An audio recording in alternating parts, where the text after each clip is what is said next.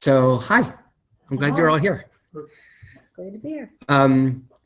So just this morning, an article came across my news feed about the decline of death sentences in Virginia, in Richmond, Virginia. So I don't know if any of you saw this, but there was a UVA study about over the past, I'd say 4 years or so, a decline in death sentences. And they say that there are a number of factors that contributed to it, but I thought it was very telling that this came across my desk.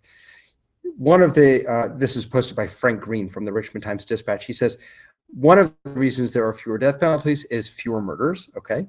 Although the decline in murder has not been as steep as the decline in death sentences, but he also says the exoneration of former death row inmate Earl Washington. So apparently this guy who was exonerated, that led to a decrease in death.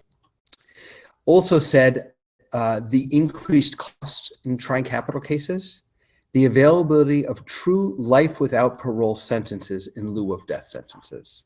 All of these were factors, according to this article, in the decline in death sentences. Hey, how are you? Come on in. I got like 45 minutes, but Come for as long as you can and have a cupcake while you're here. He also talks a lot in here about the tremendous amount of work that legal offices, defense legal offices are doing now, having full-time staffs with offices that are really doing the hard work of I guess, fighting or working these cases. You'll have to correct my language, forgive me. The reason this struck out to me is that the article talks about a process where where Virginia was one of the top states for using the death penalty. And it has slowly declined over the course of the last few years. And in many ways, that's the same trend that we see in Judaism and what Jews and Judaism believes about the death penalty. There has been a progression, not over the past 12 years, but over the past 1,200 years and even longer, of how we respond and think about the use of the death penalty. So what I want to do today is take you through a few different texts to see that progression and then hear your voices and our voices about where are we today? What do these texts, do any of these texts speak to us today about how we as Jews look at questions of the death penalty?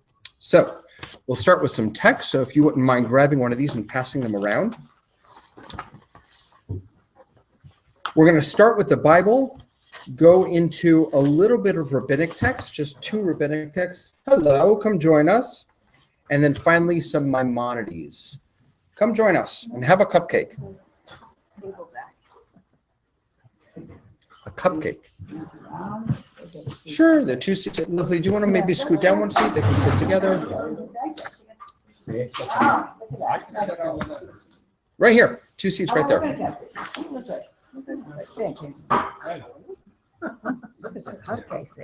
Irving, sit. We got a seat for you. oh, they're from the Yes. There are some napkins over here. Okay. So let's start all the way back in Genesis, in the book of Breshit. This is from the 9th chapter. It's in this past week's Torah portion, actually. Chapter 9 is from Parshat Noach, the portion of Noah. Shofech dam ha'adam ba'adam damo yishafech. Whoever sheds the blood of man, in this case, of course, man means person. The Hebrew is actually Adam, which does not mean man, it means human being. So whoever sheds the blood of another human being, by a human being shall his blood be shed. Why? Because in God's image did God make human beings. This is the very first hint that we have that we have a responsibility to punish others, not only to punish others for murder, but to punish others for murder by putting them to death. Well, we have to be careful about calling a punishment for murder, murder. There are certainly those who would argue that murder is murder is murder, but in the Bible, there's a distinction between murder and killing. And it's a very, very important distinction. Whenever someone says to you, the Bible says thou shalt not kill, it does not say that. It does not say that. It says thou shalt not murder. Right? That's one of the 10 commandments. Lo yirtzach. Retzach is murder. Harog is kill. The word here is not kill or murder. It's actually damoy shachfech. It's spilling of blood, which is a common biblical phrase or term for killing. But just to be technical, it doesn't say kill or murder. It says just spill blood. So Genesis 9, right off the bat, at the beginning of the Bible, we have a really strong argument that we not only can use the death penalty, but we have a responsibility to, because we can't leave it to God to punish those criminals. If somebody kills another human being, by human beings shall that person's blood be spilled. Okay. Jump ahead one book to Exodus 21. So this is after the Exodus from Egypt. We've gotten out of Egypt. We crossed over the Red Sea. We're getting a whole bunch of laws now before we start our wandering in the wilderness. Makeh ish vamet motumat. We're not going to read all the Hebrew, by the way, but some of this Hebrew is really important. Makeh means the same word as the 10 plagues, the makot. So when it says you're striking someone, it doesn't mean you're giving them a patch on the tuchas. You're really striking them. You're striking them to the point where they are killed. Okay. Mot yumat. Mot yumat is the word mot means death. Yumat means he shall die. When you take the same word in biblical Hebrew and you put it together in two different grammatical forms, it's a strengthening. So mot yumat means you're damn right he's going to die, right? It is a surely he's going, or surely he shall be put to death. So a man who kills another person and they die and that person dies, he, mot yumat, will surely be put to death. But then they bring in some caveats. But what if he was by accident? What if he didn't intentionally do it? What's the legal, is it just with intent? Premeditated. So what if it wasn't premeditated? And then the way the Bible phrases this is, what if it comes about by an act of God? So by an act of God means involuntary. That's what that means, because nothing just happens. Nothing is coincidence. Hi there, right? If you didn't plan on doing it, it was an act of God, which means an accident or involuntary. An act of God. Right.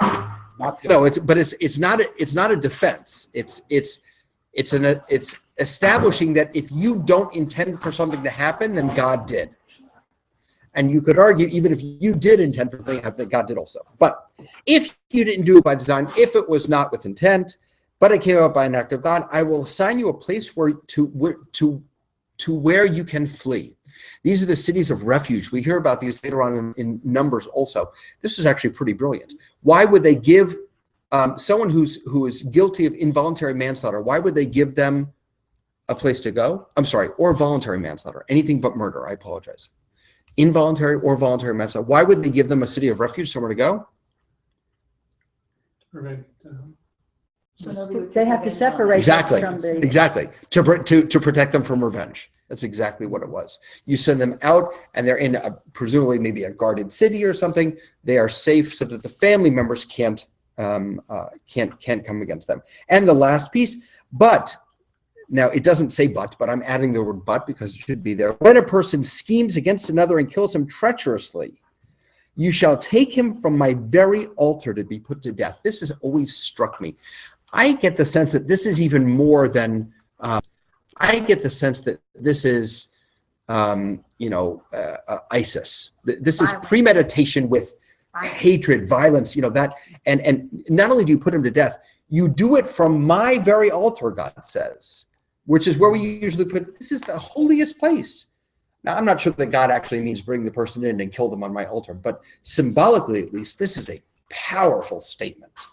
Okay. Would it also mean to slaughter that person publicly?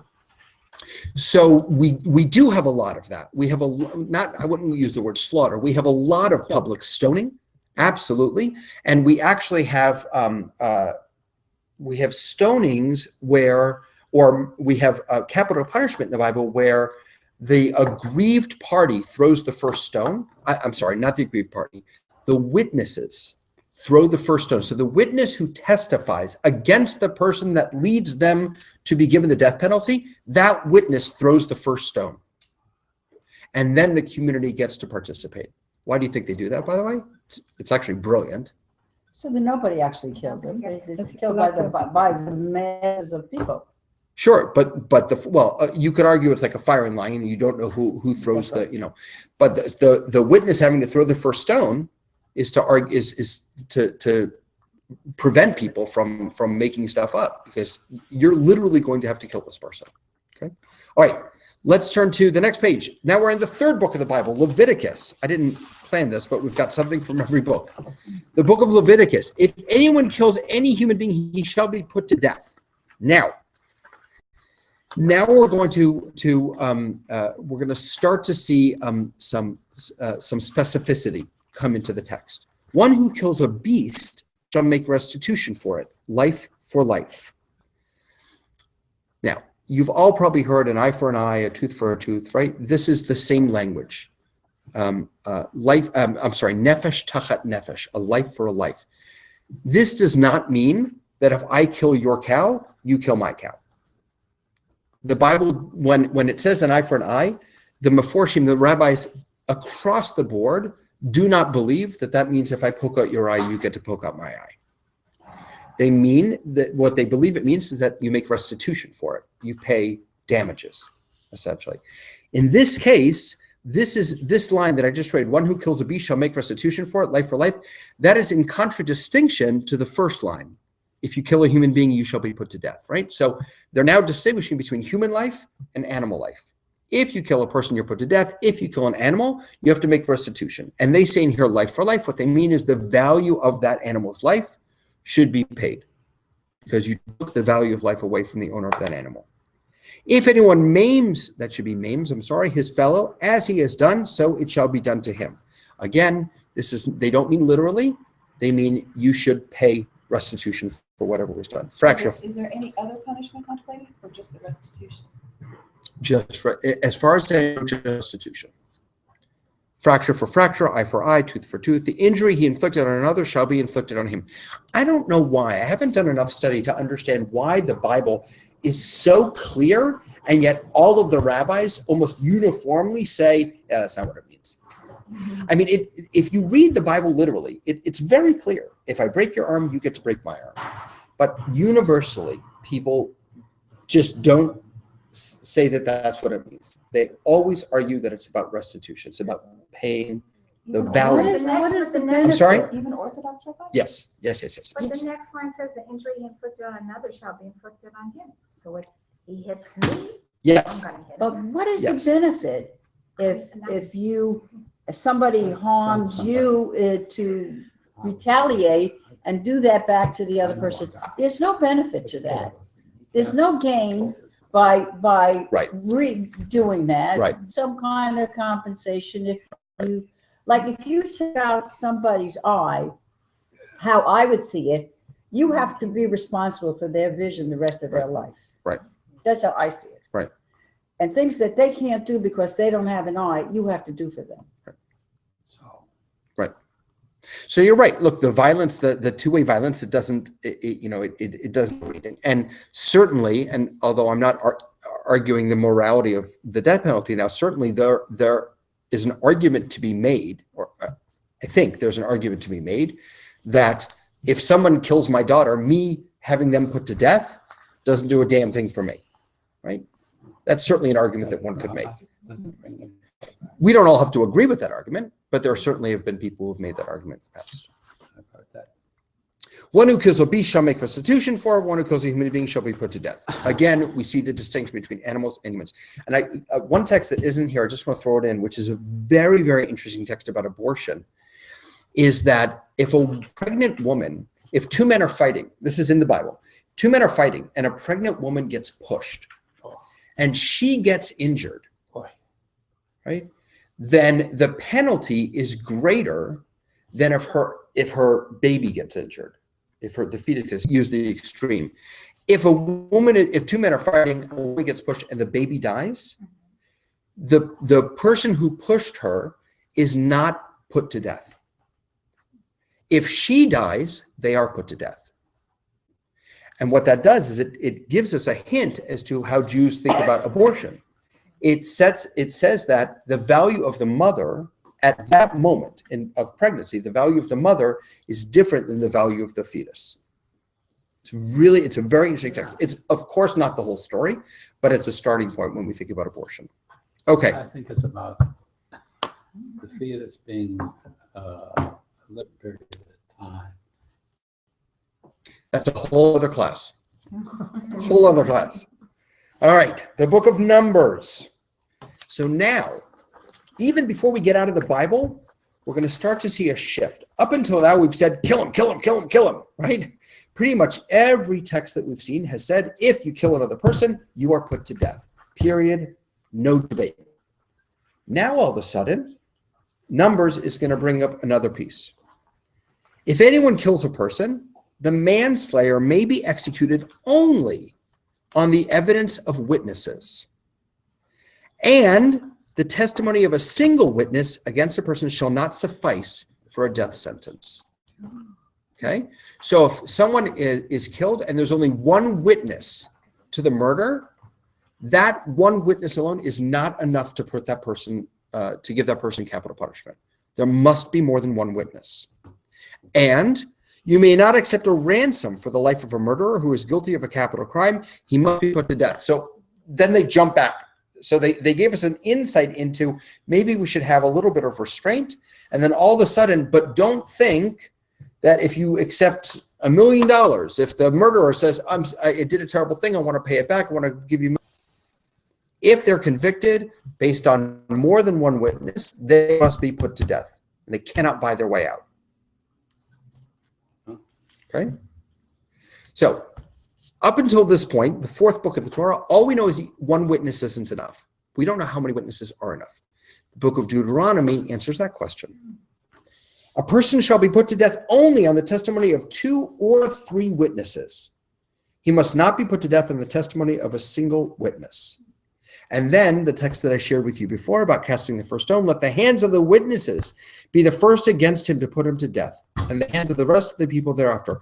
Thus you will sweep out evil from your midst. And that last line, I think, is really interesting. Thus you will sweep out evil from your midst. What is the evil that we're sweeping out? The crime. The crime? The criminal. False testimony. Or is it false testimony? It could be either, right? If you look at this last one carefully, let the hands of the witnesses be the first against him to put him to death, and the hands of the rest of the people thereafter. So why do they do that? Clearly, I think they do that to prevent people from false testimony. Then it says, thus you will sweep out evil from your midst. So is the evil the false testimony, or is the evil the murderer or murder? It's really interesting. The Bible is completely unclear. False testimony, that has to be the bigger evil. False testimony is the bigger evil than murder. Well, you can cause another murder that way too, just another form of murder. If you false testify and somebody's put to death, and you're responsible for that too. Which is why you have to cast the first stone. So So in they're the both- Bible, you can't be killed. You can't. If there's no witness, if there's just circumstantial evidence, Correct. you're home free. Correct.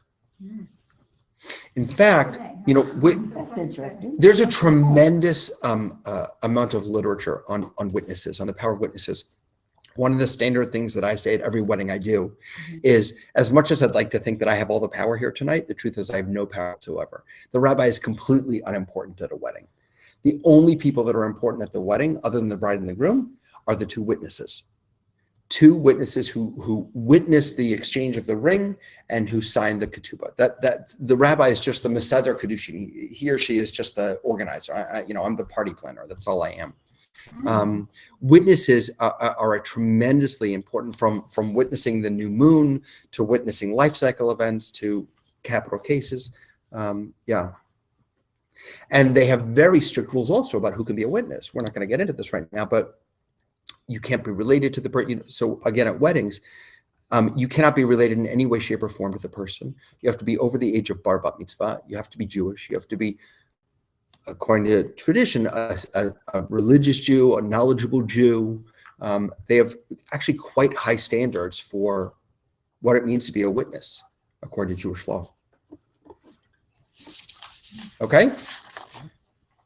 One more from...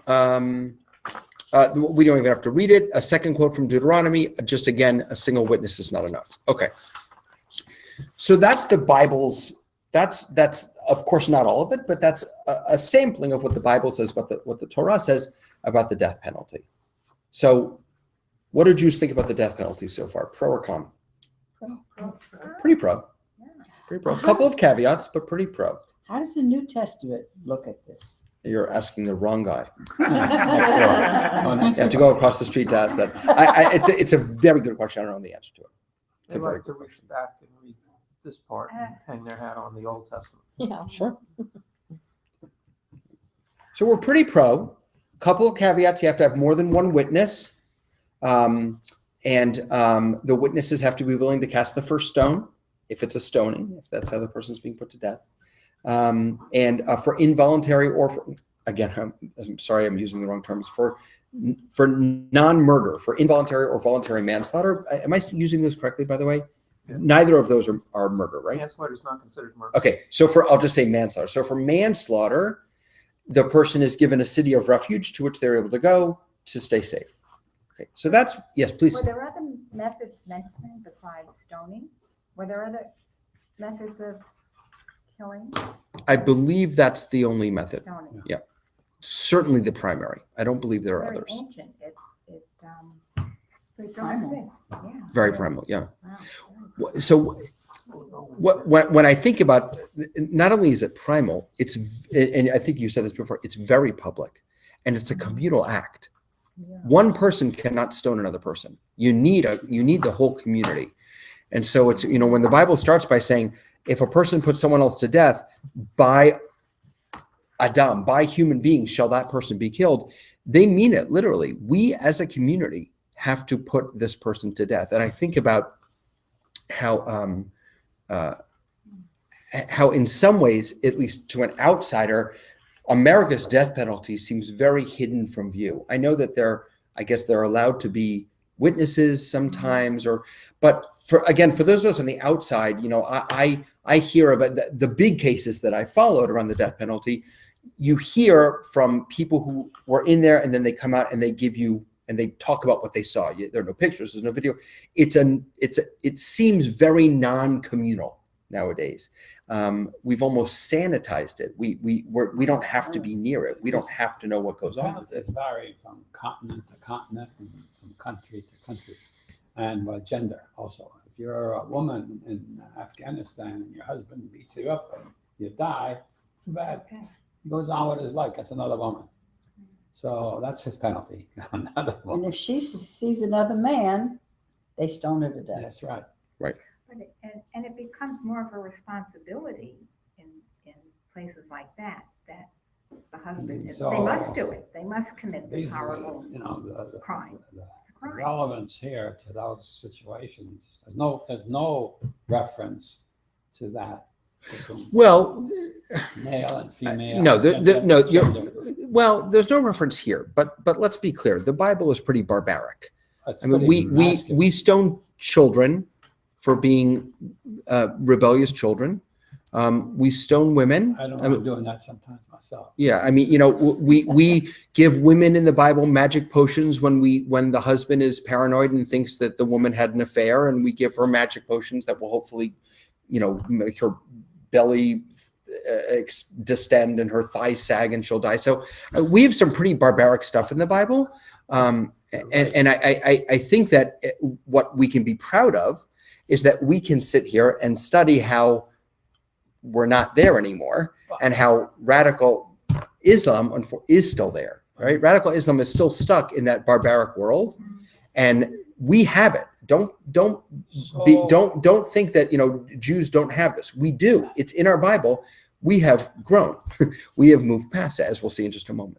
How do we judge God for all the killings that he did to all the people Well, that's different. No, wait, inside the tent? And wait a second. Yeah, what we're talking about here is one human being murdering another human being. When God kills, or when God tells us to kill, that's not murder. According to the Bible, that is not murder. so if I could kill Now- somebody, God told me, and here I am. Right. So no, you're absolutely right. So there's a The judge slippery gonna slope. say, I Absolutely. didn't leave the toilet. Absolutely. You're right. You're absolutely right. That but again, we're sitting around this table because we have moved on from that belief, that we believe that God can tell us to kill someone. People who are still stuck in the Bible, in the Quran, in the whatever, yes. And just to be politically correct, and because I mean it, I'm not suggesting that Islam is stuck here. I'm suggesting that radical Islam is stuck here. Okay. Mishnah.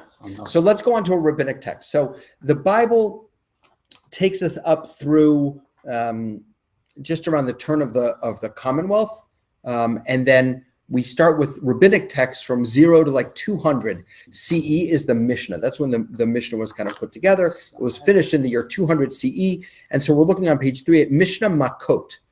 So this is a section of the Mishnah.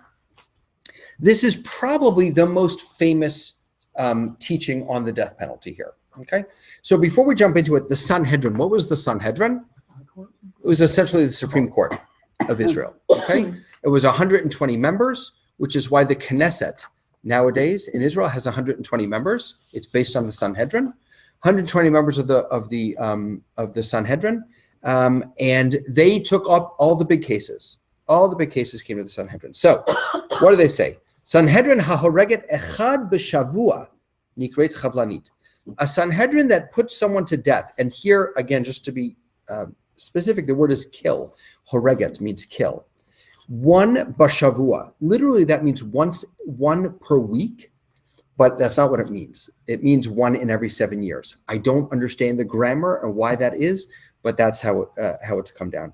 A Sanhedrin, a high court that kills one person every 7 years, is considered destructive. One capital punishment case in 7 years is considered destructive. But you know that's not going to be the end of the story. Rabbi Elazar ben Azariah says, no, not 1 in 7 years.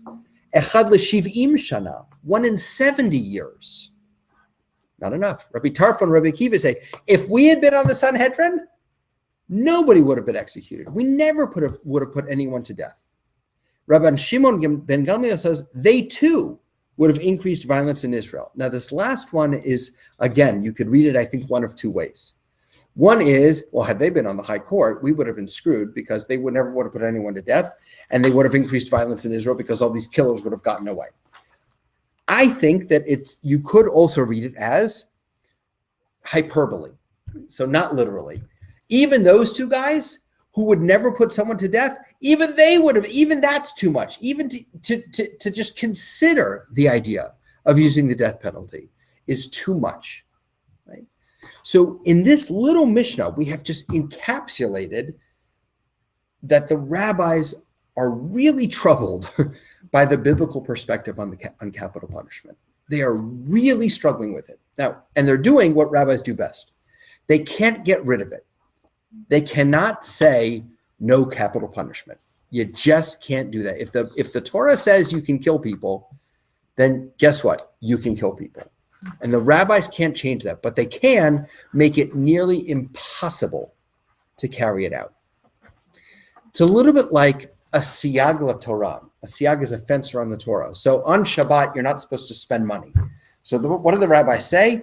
Don't even touch money, right? Because if you can't touch money, then you won't ever be able to spend it. It's like a pothole in the road. You put cones around the pothole. You don't put a cone in the pothole. You put cones around the pothole. So they have put so many cones around this pothole of capital punishment that they are trying to keep us as far away from it as possible. I think that's what they're trying to do. Thoughts before we go on? What causes sudden the switch from the Bible to the rabbis? It's a great question. I think there are a number of things. So when the rabbis are writing this, the mindset of the rabbis is they are literally creating a new religion, right? So in 70 CE, the temple was destroyed. The second temple was destroyed. That was the end of biblical Judaism. Judaism as we knew it in the Bible was dead, gone. And the rabbis from that point forward recreated the Judaism that you and I now live in. We are not biblical Jews. We never have been. We are rabbinic Jews. And so the rabbis in many ways questioned a tremendous amount of assumptions that the Bible made. Assumptions like, why do bad things happen to good people? Assumptions about what happens to us after death. That we have such a rich, we have a class in November about what happens when we die. We have such a rich collection of texts and traditions on eschatology, on what happens when we die, that the vast majority of that is from the rabbinic period, because they had a new reality that they had to cope with and explain to the masses. So my guess is that a big piece of their shift was they now had a new reality in which they were not sovereign in their own land. They were living in other lands also. So I'm sure that other nations and empires were influencing their own laws. I'm sure that there was a huge questioning of biblical law. Remember, this is a people that had been exiled from their land. Their holiest place was destroyed. Their temple was destroyed. They did not know what hit them. They just got hit over the head with a 2x4. They had no idea it was coming. They don't know why God would abandon them like this. And I imagine that there was a tremendous amount of turmoil, both internal and within the community, that the rabbis had to contend with. And so part of it may also be intentionally distancing themselves from the Bible in order to create a new entity, which is, by the way, precisely what the Gospels did, right? The Gospel, and this was happening on parallel tracks. The Gospels were being created. The years, it's longer than just 500 years, but the Gospels were being created at about the same time that the rabbinic tradition was being created. And they were both, the Bible's kind of in the middle, and they were both sort of pulling away and trying to create their own entities, getting farther away from one another while still holding onto their roots in the Bible. That's my guess. All right. So the last early rabbinic text is from the Gemara. And this is from the tractate Sanhedrin. So there's actually a section of the Gemara called Sanhedrin, which is that high court. And it's all about all of these cases. This is chapter 4, verse 5. This is a Mishnah from that. And this is about testifying in capital cases. This is an amazing piece of text. Okay. I've talked too much. Would someone else like to read for us? Not in the Aramaic, in the English on page 4. Please. How do they exhort? How do they exhort witnesses testifying in capital cases? They brought them in and admonished them. Perhaps you will speak from supposition and from hearsay, evidence from the mouth of a witness, or we heard it from the mouth of a trustworthy person, or perhaps you do not know that afterwards we will test you by inquiry and examination. Great. Drisha v'chakira, inquiry and examination. It's a very important idea in the Talmud. So this is, my guess, and the lawyers in the room will have to help me, this is making sure that witnesses know that circumstantial evidence, I heard it from, hearsay, I don't like this guy. He's got a bad attitude. He would do something like this. None of that stuff counts. None of that stuff counts. Cross-examination. They're cross-examining the witnesses before they even get on the stand. Absolutely. They're warning them before they even get on the stand.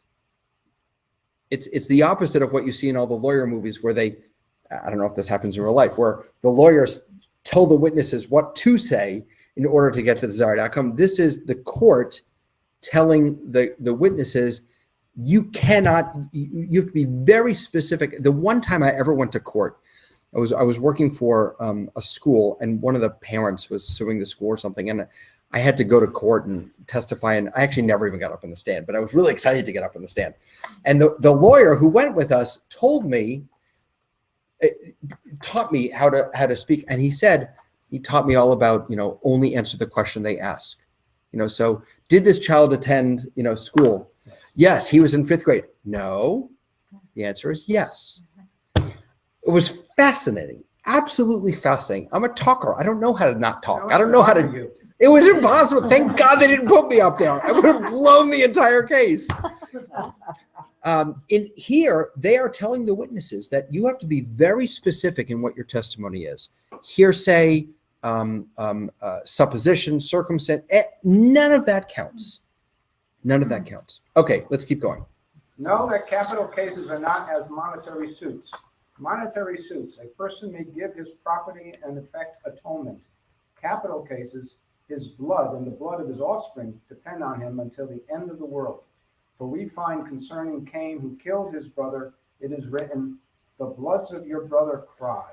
It does not say your brother's blood, but bloods, his blood and the blood of his offspring.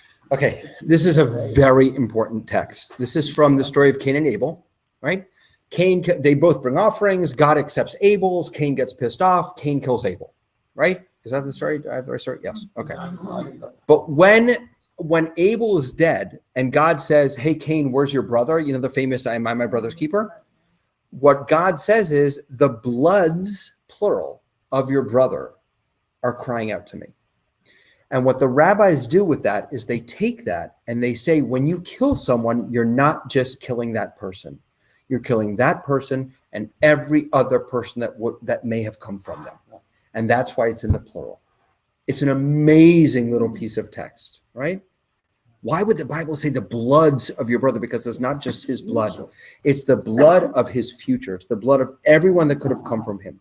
So for property, and we sort of were saying this before, for monetary suits, you can make it up. You know, if someone steals your ring, they can pay you back the value of the ring. They can buy you a new ring. There are ways to make that up. You can never make up or make right murder, because even if you could bring that person back to life somehow, that is not the only crime that's been committed. It's a crime against that person and against all of their future potential offspring.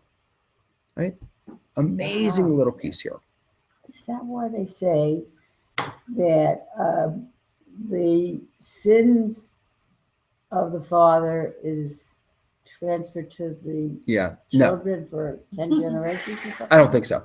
That's a different text. This is probably one of the sources for if you kill one person, it's as if you've killed an entire world, right? And if you save one life, it's as if you've saved an entire life. Otherwise, I could have been a descendant of Abel. Exactly. But I can't be. There would have been millions of descendants. Exactly. Exactly. Right.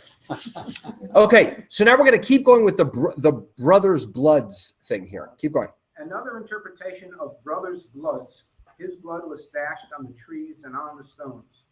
Therefore, man was created singly, to teach you that whoever destroys a single soul of Israel's scripture of Israel, scripture accounts it as if he had destroyed a full world.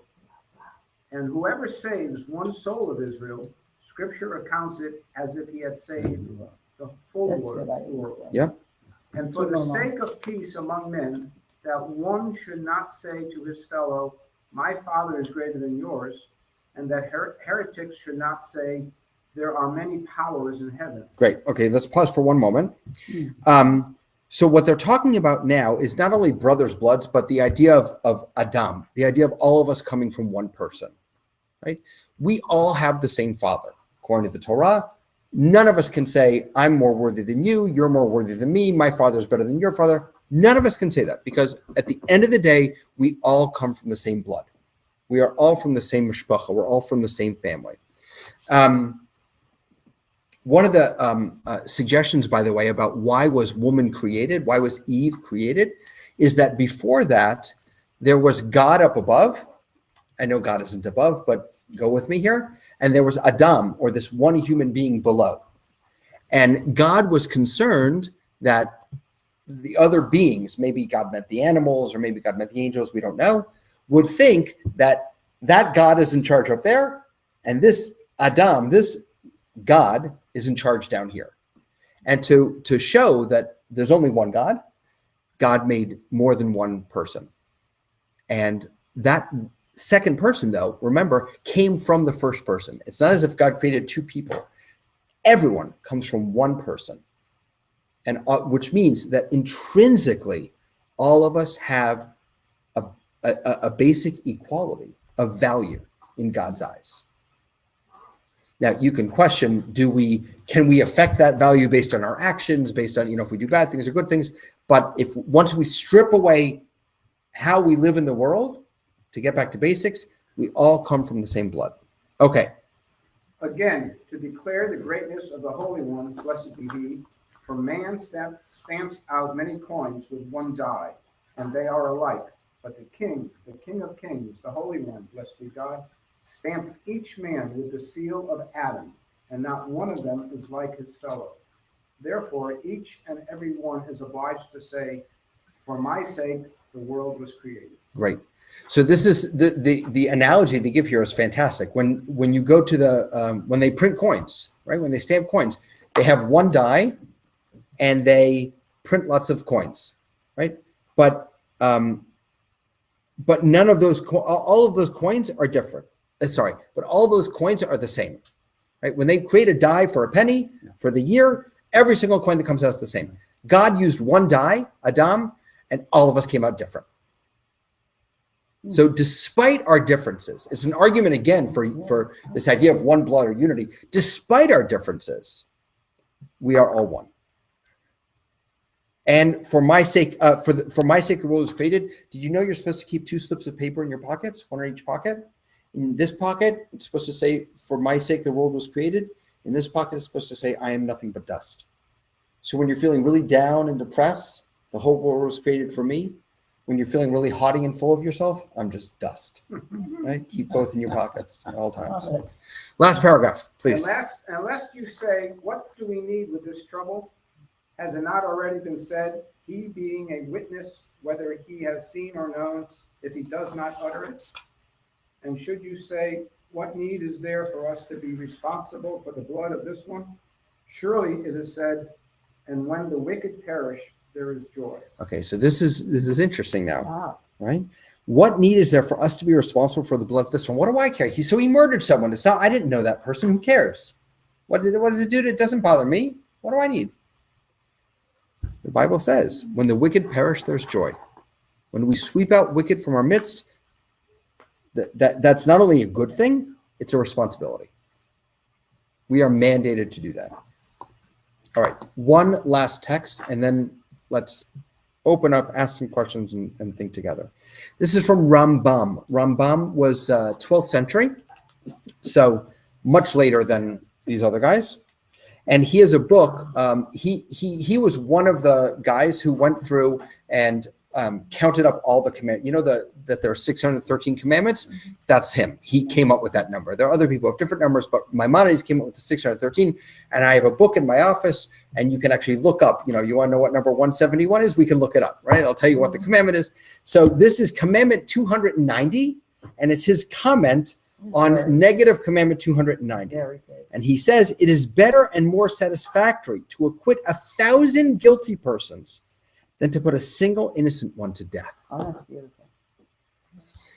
So before we jump, I want to dive into that. Before we dive into that, I just want you to see again the arc and the progression that has happened from the first text that said, put him to death. If someone murders another person, you don't need witnesses, you don't need anything, you put them to death. And then slowly we introduce the need for witnesses. We introduce the need for multiple witnesses. We introduce the need to carefully admonish the witnesses. We brought in all these, and then one in 7 years, one in 70 years. I would never have done it.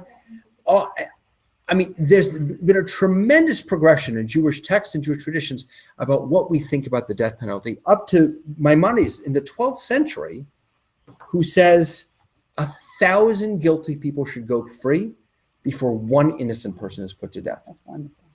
Well, it's wonderful if you're against the death penalty. But if you believe the death penalty is a deterrent, or if you believe that it's an important part of building a society, then I think you would have some questions for Maimonides. That's a beautiful thought. What are you saying? At the risk of Yeah. putting to death one innocent person, Yes. you're going to let guilty people go. See, but that's the power of people who are against the death penalty. That is their creed. So look, just to put my cards on the table, I'm completely against the death penalty, but I can argue for it too. Because it's lovely to save one to save that one person, but you're letting 1,000 potential criminals go free who might kill other people. The death penalty, and I still like this. Okay. That shows I have a very open mind. Yeah. Well, you know what? Question I'm now going is to how say, do when we I put was a people to death?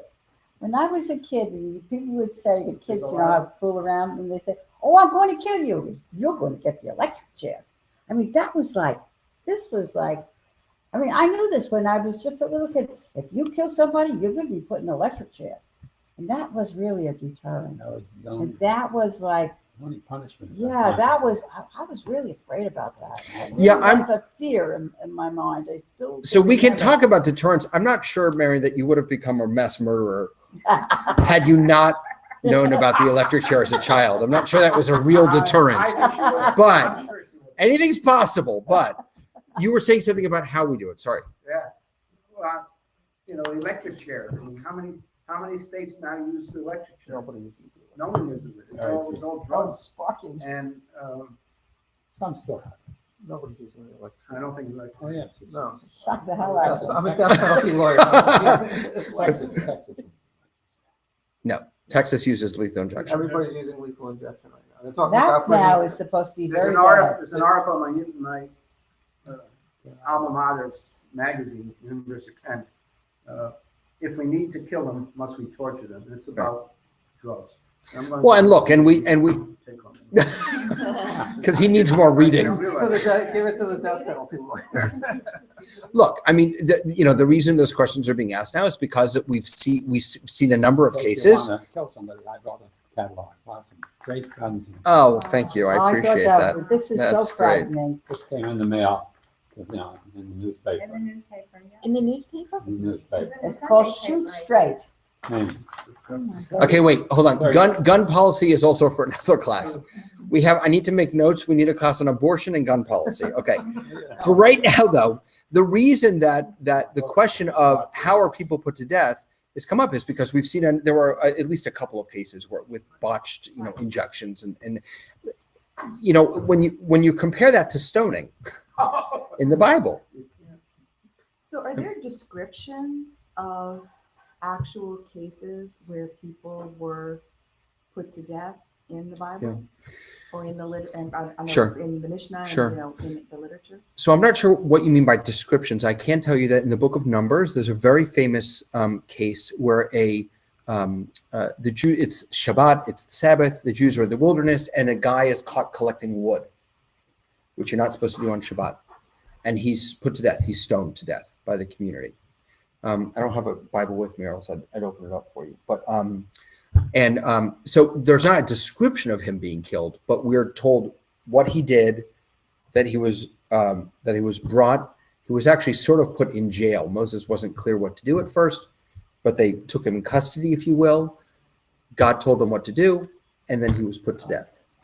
And then the very next piece in the Torah is the law about fringes, so that you won't forget to not carry on Shabbat. That's what these are supposed to remind you to do. Right? These are supposed to remind you to do all the commandments. So it's actually a very interesting piece of history. You have the crime, imprisonment, the trial, if you will, by God, the punishment, and then the last step is, how do we keep this from happening again? And they put something in place. Wait. Of all the things you said there, the part that gets me is the trial by God. Yeah. I mean, I thought this was all. So I don't need a trial by God. What I mean, I need a Tanakh to do this. Does anyone see a Bible anymore? I know, in the right place. In Bible. Take that home and read that.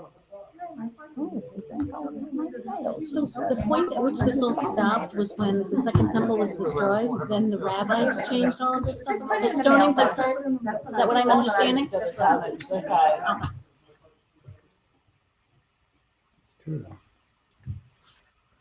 though. Okay. Once when the Israelites were in the wilderness, they came upon a man gathering wood on the Sabbath. Those who found him as he was gathering wood brought him before Moses, Aaron, and the whole community. He was placed in custody, for it had not been specified what should be done to him. Then the Lord said to Moses, the man shall be put to death. The whole community shall pelt him with stones outside the camp. So the whole community took him outside the camp and stoned him to death as the Lord had commanded Moses. That's the entire story. Okay, why am I thinking of Javert and the loaf of bread? The guy's collecting wood. You're not supposed to collect wood on Shabbat. But he didn't kill anybody. Wood. He's He didn't not kill anybody. It's Shabbat. killing It's someone. Shabbat. He's not poking at an eye. He's not No, even but putting we it put out. children to death for being disrespectful to their parents. That I understand. Different- There was a different code of justice in that. No, it's not. No, I don't think it's a different code of justice. I think that, look, in your life and in my life, the idea of putting someone to death for not observing Shabbat is insane because, frankly, neither of us fully observe Shabbat. It's not a central part of our lives. But if it were the law of the land, if it were the... No. It has nothing to do with that. These are the times when the law says. No, those are not the only someone times. to These are, death. yes, and those are not the only times. There are dozens of reasons why someone should be put to death. Breaking the Sabbath, being a rebellious child. There are dozens of examples. I gave you the ones that had to do with murder, but there are dozens of examples. Where you can be put to death. Yes. So basically, this is the ultimate, like you were saying, deterrence that like what Miriam was saying. Maybe. You know, Yeah. if somebody said to you, "Oh, you know, don't wear high heels, or you'll get the electric chair." I would be afraid to wear high heels. Exactly. Right, You never do right. it. So So maybe it is, right? Maybe that's what it is. Yeah, I should have been more clear about that. The death penalty is not only imposed when people murder in the Bible. It's imposed all the time, which is why I think the progression is so striking, because it's, you know, if any of you watch Bill Maher, I don't know if I love Bill Maher. I especially love that he hates religion. I love listening to him debate about religion because first of all, he doesn't really know what he's talking about. He has an infantile, you know, perspective on religion, but he's right when he says that the Bible is a disgusting book of stoning. And I mean, he's right. It's really, really awful in that respect. And the beauty is that we have grown since then, and that our views on the death penalty have changed drastically from the Bible. Drastically. So, Rabbi, was this part of the metamorphosis where we went from killing people for not observing Shabbat to not killing people, but the death penalty for not observing Shabbat to the death penalty for shedding blood and all these other things to ultimately the rabbi saying, you know, you shouldn't even think about it? The way you just laid it out was not the progression. The death penalty was used regularly for a number of crimes. Some were of a ritual nature, some were of a criminal nature. But it's not as if they went from using the death penalty for Shabbat to using the death penalty for murder to not using it. There were really two stages, as I understand it. We used the death penalty, and again, it's still there. You know, the law about putting someone to death for observing Shabbat, it's still in the books. It's still there. Again, the rabbis have made it impossible to invoke. Impossible to invoke. For a number of different reasons. They say, well, they didn't know, and if they did know, then it was, I mean, you know, right. They make every excuse not to. And it's not just, I really don't think that it's just because killing is bad. I don't think that that it's just because they see the absurdity of putting someone to death for not following a ritual law. I really do think that there's an internal struggle within Jewish law about the efficacy and perhaps even the morality of the death penalty. I think we really struggle with that. To have rabbis say 1 in 70 years would be a cruel court, a destructive court. I would never have used it, Rabbi Akiva says. There is some angst going on there for these rabbis. When we're picking a jury, a death penalty jury, as a death penalty defense attorney, most judges will not allow us to ask what an individual's religion is for some obvious reasons. We generally can figure things out, and our preference tends to be, if we're picking a penalty jury, this is a difference whether we think we can win the case or we're just trying it for the penalty phase. We tend to lean towards Jews. Really? Because More liberal. Jews tend not to impose the death penalty. Wow, that's I mean, interesting. that's the studies, and that's not surprising. what we found, at least in this county. That's fascinating. I mean, nobody's been sentenced to death in this county by a jury in 20-something years. Now, there have been two people, one of whom was both of them were my clients in one way or another, were sentenced to death by judges, where we waived, I waived jury on one. that individual died on death row from cancer, so Mm. the penalty was never carried out. And the other defendant, I got him life in the case I represented him on, but then he represented himself on another murder case and the judge gave him death. It's a long story. It's a long story. Look at what just was in the news tonight, that guy with the running legs, the athlete, and he The killed a story, the woman. story. He served less than a year. So now he's under house arrest at his uncle's house. Has anybody seen this house? This is like a mega mansion that he's now living in. I mean, what kind of But that, justice is because that? that wasn't considered murder. He didn't get convicted of first Oh. degree murder. Manslaughter. 5 years. Right. Got out Fantasy. a year less a day. So just to bring the Jewish perspective back in, if it's not murder, he cannot be put to death, according to Right, he was Judaism. he was put to death for carrying wood on Shabbos. But if it's not, but manslaughter is. I appreciate how difficult it is to appreciate how important the idea of not breaking Shabbat is. To the rabbinic mind and to the biblical mind, They just said. this is something that God has asked you. The creator of the world has asked you one day a week, just don't collect the damn wood. Just one day a week, right? We don't want to hear about your damn emails. I don't want you to collect any damn wood, right? The creator of the universe has asked you to do this. I'm saying this tongue in cheek because I also collect wood on Shabbat, but, right? But, it's a big deal. The fact that we don't hear that call and see it as a big deal is, I think, more reflective on us than it is about God. But the idea that someone would be put to death for not fulfilling a ritual requirement doesn't make sense to the ancient mind. Let me ask you something else. Again, I'm trying to parse this out here. Yeah. So that says that God said he was to be put to death. Yes. Again, Yeah.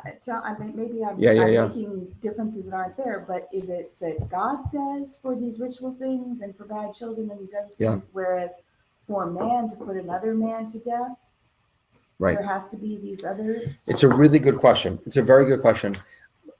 I don't know the answer, but here's my take. My gut is that it isn't God decides for ritual and we decide. I don't think. See, I spoke too soon. I don't think it's that God decides for ritual and we decide for criminal. Because ultimately, God did decide for criminal. God told us when to put someone to death for criminal. I think what we're seeing here is God just had not told them yet. Right? So hypothetically, before chapter 9 of the book of Genesis, if someone had killed somebody else, then they perhaps would have also gone to God and say, hey, what do we do in this case? Because God had not told them yet. I don't think it's a ritual versus criminal difference. I think God tells them what the law is. It's their responsibility then not to adjudicate, if that's the correct word, but to carry out the law or the punishment. I think. Does that address the question? But what you're raising is interesting. Number one, is there a difference between ritual and criminal? But number two is who's the judge in these cases? Is it God or is it the people? Clearly, in the rabbinic period, it's the people because they had a Sanhedrin. But I remember reading that part of the Bible where everybody went to Moses. Yeah. Jethro, sure. By the way, it's very similar to the. That's exactly what we have. Exactly. courts Yeah. Today. Yeah. And thinking, so maybe I think that's where my question's coming from. Is that maybe it was before the courts were set up, before there was a procedure for possibly, or we could think of God, I guess, as case law, and there are or the Constitution. Again, help me with the terminology, but certainly lawyers and judges make determinations, but they don't make it willy-nilly. They base it on precedent. Source text or precedent, and I guess in this case, God is precedent, and the people make judgments with those precedents in mind. If you go back to the time where this guy was cutting wood on Shabbos, yeah, and this was a time when they lived for 40 years in the desert. And you have to really look at the mentality of the people at that time. They had a slave mentality still. It took 40 years, 3 generations before God would let them into the promised land. Of course, they had the slave mentality. Now, when somebody has a slave mentality, they're not leaders, they're followers. And they would really adhere to whatever anybody told them was the right thing to do. Right. So some of these people accepted by being from slavery, they accepted that somebody was going to direct them and what was the right way to carry on and behave and the rituals and everything. So for someone at that point, think about this, to break the law, I mean, that was a daring move. You're right. That had to be really, really daring because of the personality of being a follower, not a leader. Yeah. To do something on his own like that. Or desperate. Yeah. Or desperate. Or desperate. Right. You're So right. I think there's a lot of questions that we have to ask about that. So I'd like to highlight one more piece, and then it's 8 o'clock, and I want to respect everyone's time. But I want to just highlight one more piece, and if anyone has any insights. To me, the debate in the Jewish mind about what do we think about the death penalty comes down to 2 fundamental pieces. On the one hand, it's the sanctity and the value of every human life, right? We saw these texts that said we all come from one person, we all share the same blood, no one person is better than another person.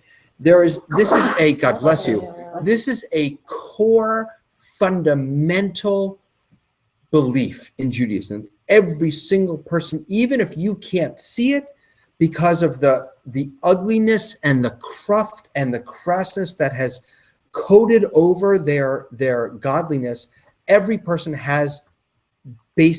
deserves basic respect as a human being and as a creation of God. That's part A. Part B is people do really crappy things.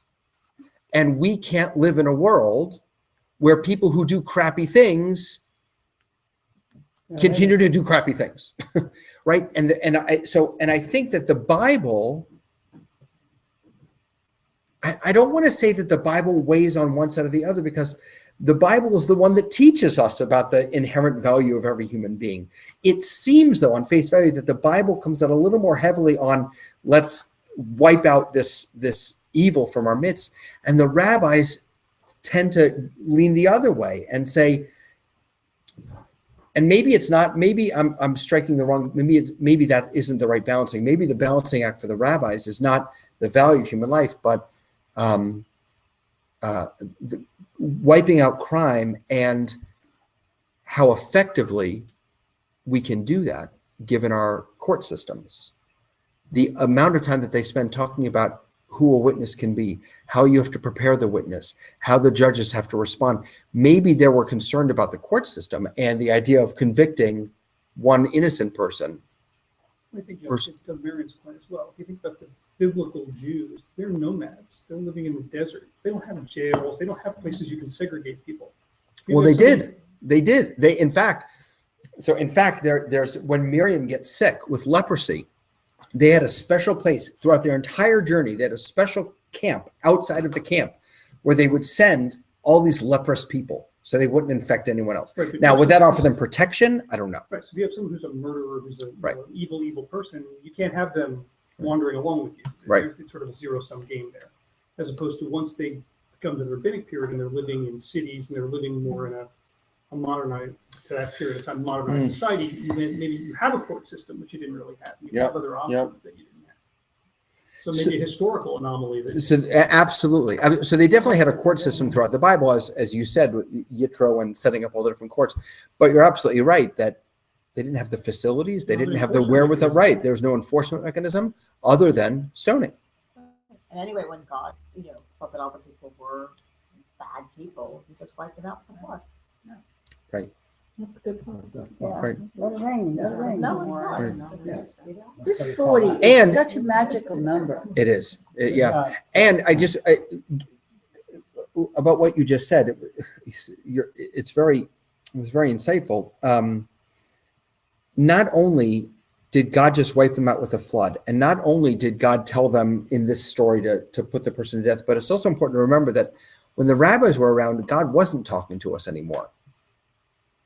So when we had questions, if we have questions, we can't just go to the tent of meeting and say, hey, God, what do I do in this case?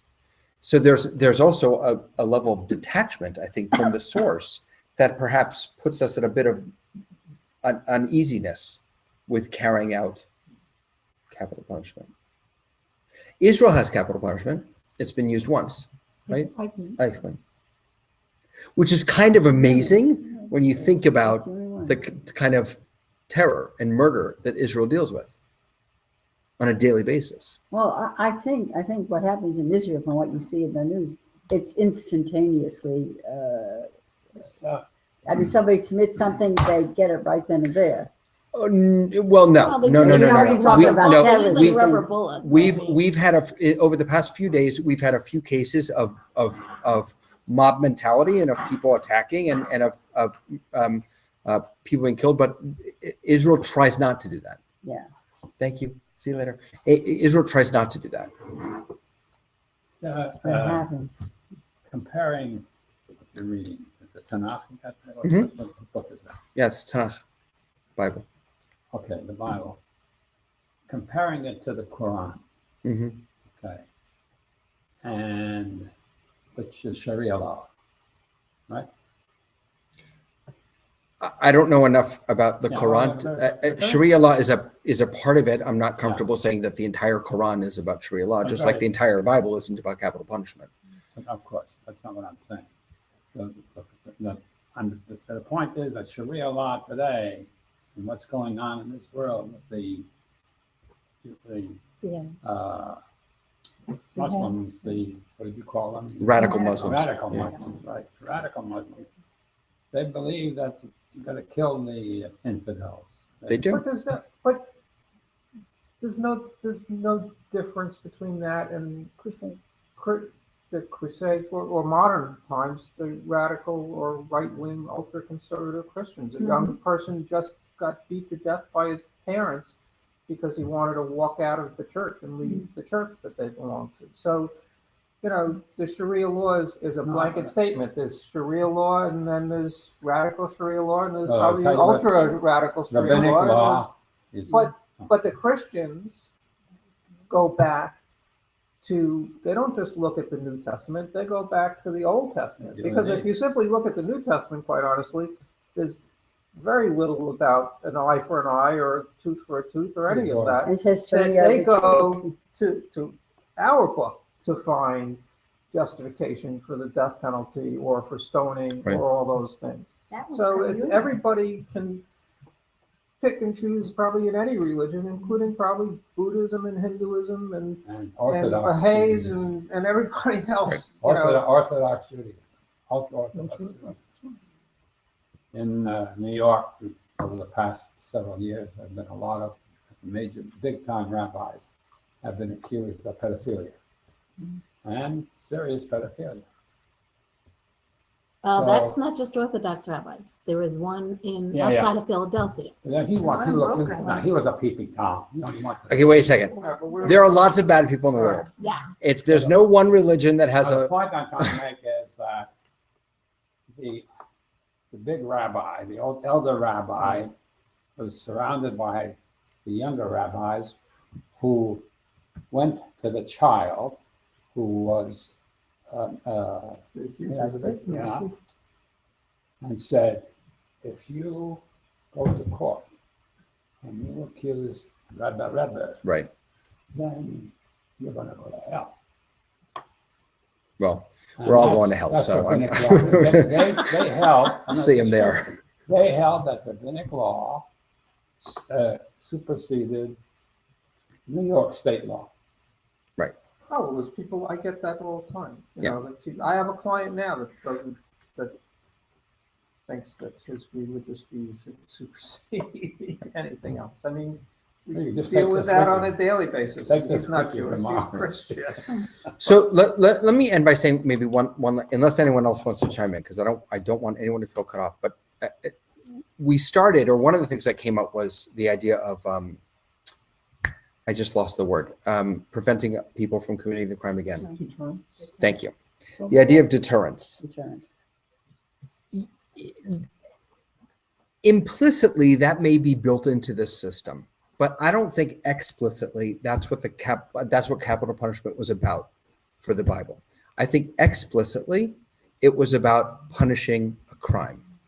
It was not about keeping other people from doing it. I think it was about, and not retribution, not revenge. It was, you committed a crime, you deserve a punishment. That's how we sweep evil out. And when they say sweep evil out, I don't think they're talking about future evil. I think they're talking about the evil that was perpetrated needs to be dealt with and swept out. So for Jews thinking about the death penalty, we have to balance the value of human life. We have to balance the idea of deterrence. Will this keep people from doing it again? We have to balance the idea of punishment for wrongs and sweeping evil out of our midst. Well, the interesting thing about deterrence, or the statement you just made, is that prosecutors are not allowed to argue that in the penalty phase of a jury. They're not allowed to stand there and say, you need to send a message to those others that are out there when we get to the penalty phase. When we're talking about why a person should or should not receive the death penalty. That's not because it's not about the other people, it's about this right. person. It's about this specific crime. And the reality is that it's not a deterrent for any number of factors, which the Bible doesn't address, which is mitigation. Right. Which is mitigation. That's I why mean, it's it such a good doesn't. person. The Bible doesn't address why somebody gets to the point that they commit a homicide, whether it's manslaughter or murder. They don't get. The Bible doesn't address those factors in a person's life, whether it's mental illness or cultural or environmental. I mean, pretty much everybody that ever represented on a murder case, whether it be a manslaughter case or a first-degree murder case, if I included manslaughter with all my homicides, I've probably done about 35 or 40 of them. I can take the timeline of their lives and figure out how they got to the point that they're at, and that doesn't get addressed. It just talks about its punishment. Boom, this is what it did. We're done. Right. Yeah. So that's the Bible. The good news is we have an enormous corpus of legal and narrative text in Judaism that we would have to spend the rest of our lives studying to fully understand some of what you're raising, which we're not going to do tonight, but I invite you to do for the rest of your lives. There's a lot more to talk about around capital punishment. Here are some of the basics for you. So is it worthwhile to take